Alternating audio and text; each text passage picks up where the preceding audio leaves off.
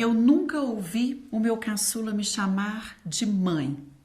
Na minha casa também não tem barulho de bola batendo na parede, choro por causa de um joelho ralado. E como eu tava com saudade desses sons da infância. Quando o Theo nasceu, meu outro filho, já estava com 10 anos e eu sonhei muito, muito em reviver todos esses sabores que um bebê traz para uma casa. Eu sempre quis ser mãe. Meus meninos já tinham até nome escolhido. Na fazenda do meu pai, no interior de Minas, eu cresci cercada por Joões. O João que cuidava do gado, o outro João que estava ali na lida, no dia a dia, ao lado do meu pai. João. Eu sabia que um dia eu teria o meu João. Depois, na adolescência, numa aula de história, diante das nossas caras assim apáticas, o professor Elias bravo bateu o pé no chão e gritou: gente, vocês estão entendendo o que eu tô falando? Teocentrismo? Theo é Deus, Deus no centro do universo. Theo, aquele nome me invadiu e numa folha de caderno, em vez de anotar os conceitos de iluminismo que o professor estava ali, pelejando para me fazer aprender, eu escrevi João e Theo. Mas em algum momento, uma página desse meu conto de fadas foi trocada. Os meus meninos vieram. O meu João tem 15 anos, o meu Theo tem 5. Mas a gente nunca correu junto. A gente nunca chutou uma bola, os 3 juntos. E não iremos. O Theo não senta, não anda e não fala. Minha gravidez não deu o menor sinal de que esse novo enredo iria tomar conta da minha história tão sonhada. O parto, muito menos. O Theo nasceu perfeito. Nota Upgard 9/10. Não ficou roxo, chorou na hora. A minha cesariana foi assim super tranquila. O Theo foi logo pro quarto comigo, sabe? Mamou e a gente teve alta 2 dias depois, juntos. Naquele instante da minha vida, eu exalava felicidade. Até que lá pelo 5º mês, o impensável começou a acontecer. O Theo era um bebê mole demais. Ele não firmava a cabeça, ele nunca chupou o pé, ele não segurava um brinquedo. Parecia um bonequinho de pano. Outras 3 repórteres do meu trabalho tiveram filhos praticamente na mesma época que eu. Catarina, Gael e Miguel. Aqueles bebês eram a prova viva de que tinha alguma coisa errada. A diferença entre o meu menino e os das amigas estava demais. Um dia também a pediatra me perguntou: e aí, Larissa, que gracinha ele já está fazendo? E eu não tinha nada para responder, nada para contar. A pediatra me olhou firme. Acho que você tem que preparar o seu coração. E uma ressonância mostrou que em algum momento o Theo tinha perdido neurônios. E 2 palavras nesse momento dividiram para sempre a minha vida. Paralisia cerebral. A lesão até que não era grande e era só num canto da cabeça aqui atrás, um lugar que chama núcleo da base. Essa região do cérebro é responsável pelo tônus muscular, essa capacidade que a gente tem de ficar assim em pé com um bom controle motor. Por isso era tão difícil para ele segurar a cabeça, segurar um brinquedo na mão. O Theo já estava desde sempre numa luta constante ali contra a gravidade. Na primeira noite daquele dia da ressonância, depois que a casa dormiu, eu me lembro bem. Eu escorreguei as minhas costas pelo azulejo do banheiro frio e chorei alto. Tão profundo que piscou uma mensagem no meu celular. Precisa de um abraço? Era uma vizinha ouvindo meu pranto de um outro andar. Sim para ela e sim para todos. Para o resto da vida, eu acho que eu vou precisar de um colo. As mães de crianças especiais com deficiência vão precisar de colo, de afeto.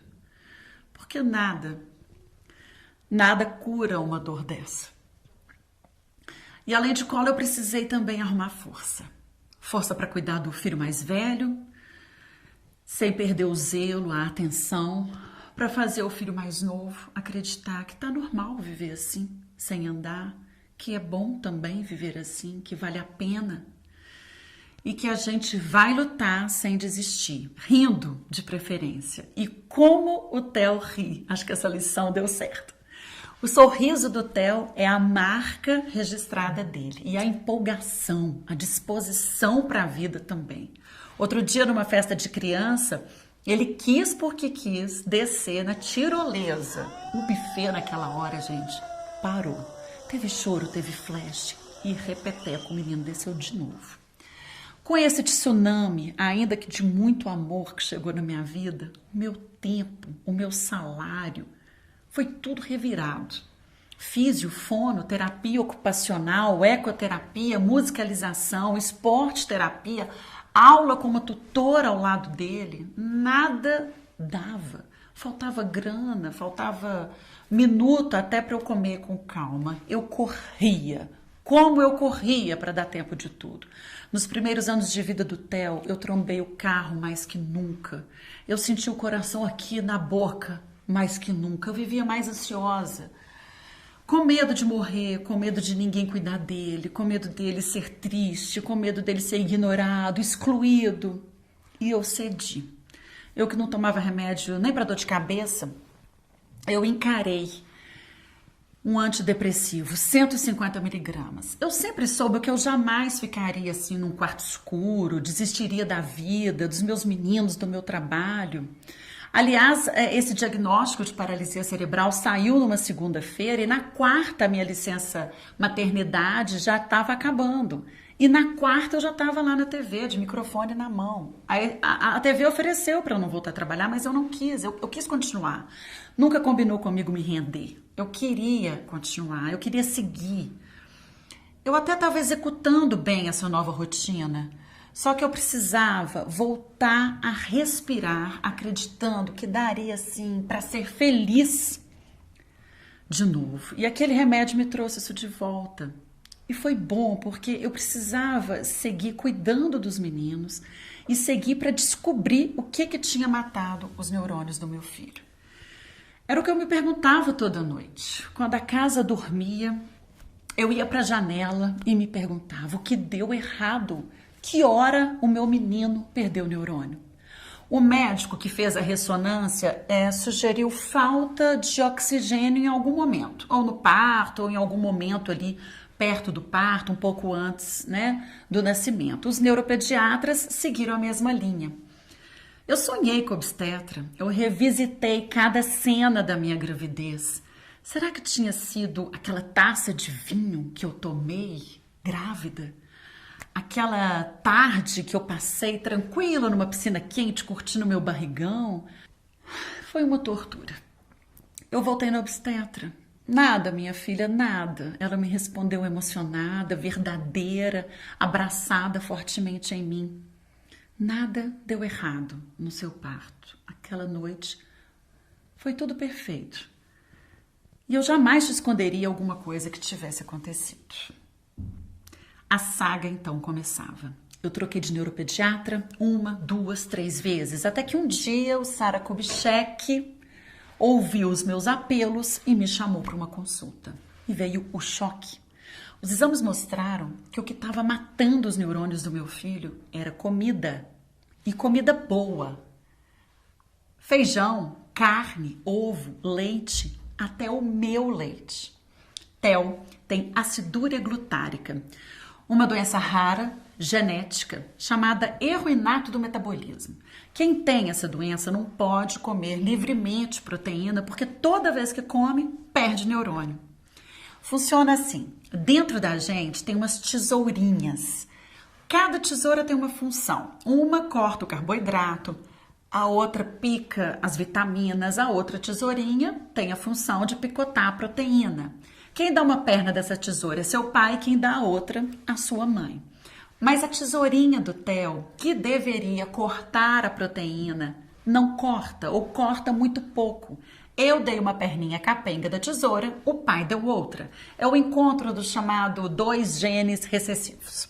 E assim a proteína fica inteira dentro do Theo.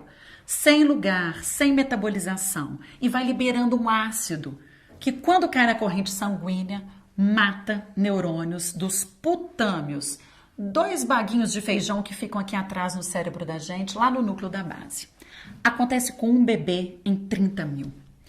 Atônita, paralisada, morrendo de medo, eu perguntei: que hora, doutor? Que hora meu filho, então, começou a perder os neurônios? No primeiro gole no seu peito.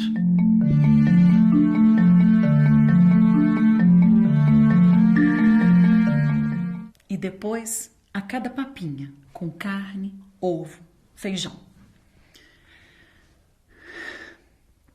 Eu matei os neurônios do meu filho. Eu sei que daí vocês devem estar gritando: não, você não teve culpa. E todos os dias eu grito para mim mesma: não, Larissa, você não teve culpa, e não tive mesmo. Mas disso eu só vou descansar quando eu morrer. O que veio depois foi tão doído quanto. O meu filho podia ter sido salvo. Tinha jeito de descobrir a doença dele antes dele perder os neurônios. O teste do pezinho serve para isso, para rastrear doença rara, genética, metabólica, logo na primeira semana de vida do bebê. E o Theo fez o teste do pezinho. Só que ninguém me contou, e possivelmente não te contou também, que o nosso teste do pezinho, o comum, aquele que a gente faz no posto de saúde, junto com as primeiras vacinas, é um dos mais pobres do mundo. Só rastreia 6 doenças. A do Theo não está entre essas 6, e por isso o exame não me mostrou que ele tem essa doença. Alguém já te falou disso? Que o nosso teste não é eficiente e que existe na rede particular um teste do pezinho melhor, chamado teste do pezinho ampliado, que rastreia até 50 doenças? Os médicos não falam, né? Não falam pra gente sobre isso. As doulas não falam, as enfermeiras também não. Por quê? O exame, que custa 300, 400 reais na rede particular, teria salvo o meu filho de uma cadeira de rodas. Se o exame do SUS fosse mais eficiente, meu menino também estaria correndo por aí.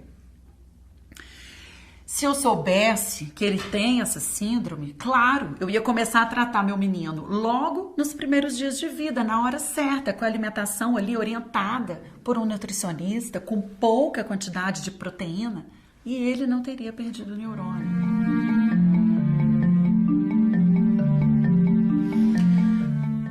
Depois que o luto passou, ou que eu aprendi a conviver com ele, depois que a minha alegria achou lugar de novo em mim, e quase que sem remédio, tá? Porque agora eu já tomo só 37 daqueles 150 miligramas, eu pensei: o que eu vou fazer com isso?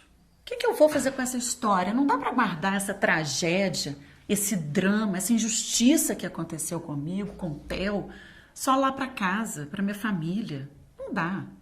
Eu fui para a TV, eu fiz uma série de reportagens sobre doenças raras, sobre a ineficiência do teste do pezinho. Eu participei de vários programas sobre saúde. Eu contei e recontei essa história do Theo, como eu estou fazendo aqui. E foi aí que um dia eu conheci o Instituto Vidas Raras, uma ONG que tem uma petição pública para ampliar o teste do pezinho do SUS, de 6 para 50 doenças. Com 1 milhão de assinaturas, o Ministério da Saúde é obrigado, porque vai virar lei, é obrigado a melhorar o exame do SUS.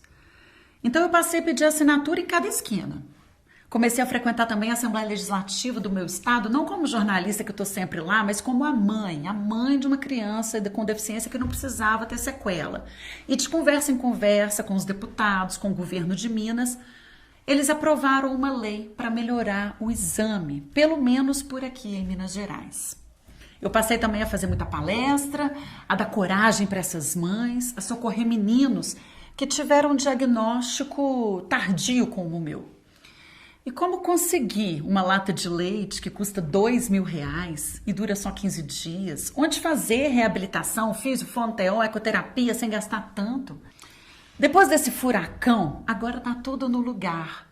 Ou talvez o furacão ainda esteja ao meu redor, mas ele assim perdeu a força sobre mim, né?